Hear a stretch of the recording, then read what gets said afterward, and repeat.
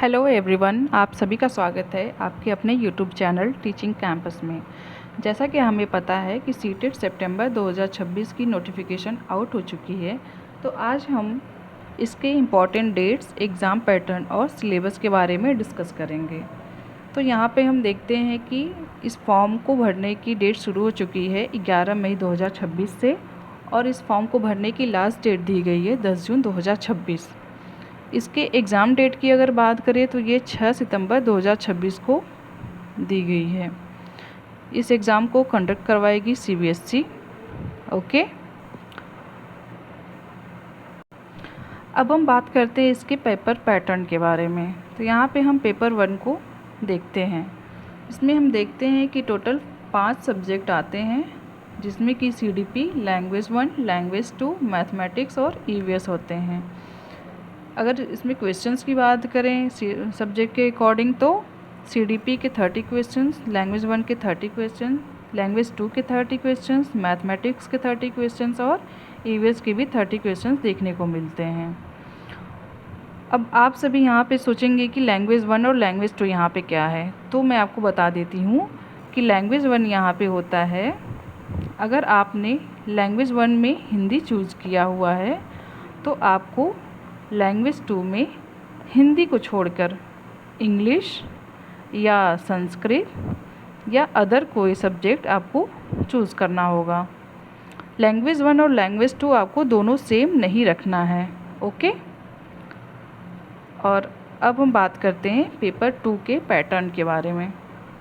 तो यहाँ पर भी आपको CDP के 30 क्वेश्चंस देखने को मिलते हैं, लैंग्वेज 1 और लैंग्वेज 2 के भी 30 क्वेश्चंस देखने को मिलते हैं। यहाँ पे आपको एक्स्ट्रा देखने को मिलता है मैथ, साइंस और SST। अगर हम बात करें मैथ, साइंस और SST की, तो अगर आपने ग्रेजुएशन में आर्ट साइंस लिया हुआ है तो आपके लिए SST को चूज़ करना होगा, और अगर आपका ग्रेजुएशन बैकग्राउंड साइंस साइड है तो आपको मैथ एंड साइंस चूज़ करना होगा। ओके, जिसमें कि हम देखते हैं कि अगर आपने BA BCom आर्ट साइंस से किया हुआ है ग्रेजुएशन, तो आपको SST चूज़ करना होगा, जिसके कि 60 क्वेश्चंस आते हैं इस एग्ज़ाम में। और अगर आपने साइंस साइड ग्रेजुएशन किया हुआ है तो आपको मैथ और साइंस चूज़ करना होगा, जिसके कि 60 क्वेश्चंस देखने को मिलते हैं, जिसमें 30 क्वेश्चंस मैथ के रहेंगे और 30 क्वेश्चंस साइंस के रहेंगे। ओके, यहाँ पर भी आपको टोटल 150 मार्क्स ही मिलेंगे, मतलब कि यहाँ पे टोटल क्वेश्चंस जो होंगे वो भी 150 ही होंगे, जिसके टोटल 150 मार्क्स मिलेंगे। कोई नेगेटिव मार्किंग यहाँ पे नहीं होगी। आगे हम बात करें लैंग्वेज सिलेक्शन की, तो जैसा हमने बात किया कि चूज़ 2 डिफरेंट लैंग्वेजेस, आपको दोनों लैंग्वेज सेम नहीं रखना है। लैंग्वेज 1 और लैंग्वेज 2 आपको डिफरेंट रखना है। Same language selection not allowed. अगर आप सोचेंगे कि लैंग्वेज 1 में हिंदी ले लिया है तो लैंग्वेज 2 में भी हिंदी ले लें, तो ये पॉसिबल नहीं है। आपको लैंग्वेज 1 में हिंदी अगर आपने चूज़ किया है तो लैंग्वेज 2 में इंग्लिश या संस्कृत चूज़ करना होगा। अगर इन केस अगर आपने लैंग्वेज 1 में इंग्लिश चूज़ किया हुआ है तो आपको लैंग्वेज 2 में हिंदी या संस्कृत या अदर कोई सब्जेक्ट चूज़ करना होगा।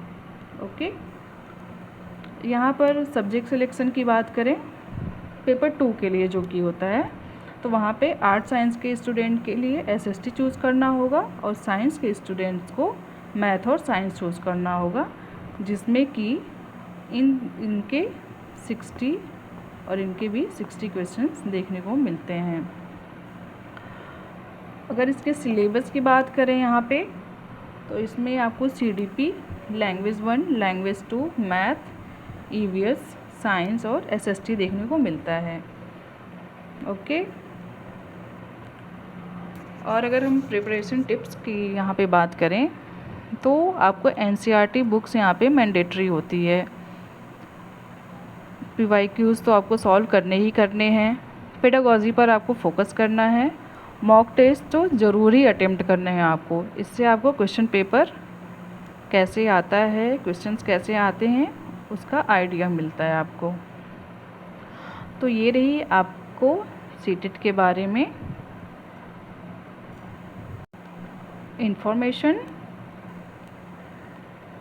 तो यहाँ पे हमने सीटेट के एग्ज़ाम पैटर्न के बारे में डिस्कस किया। अगर आपको ये वीडियो अच्छी लगी हो तो इसे लाइक करें, शेयर करें एंड सब्सक्राइब करें। Thank you.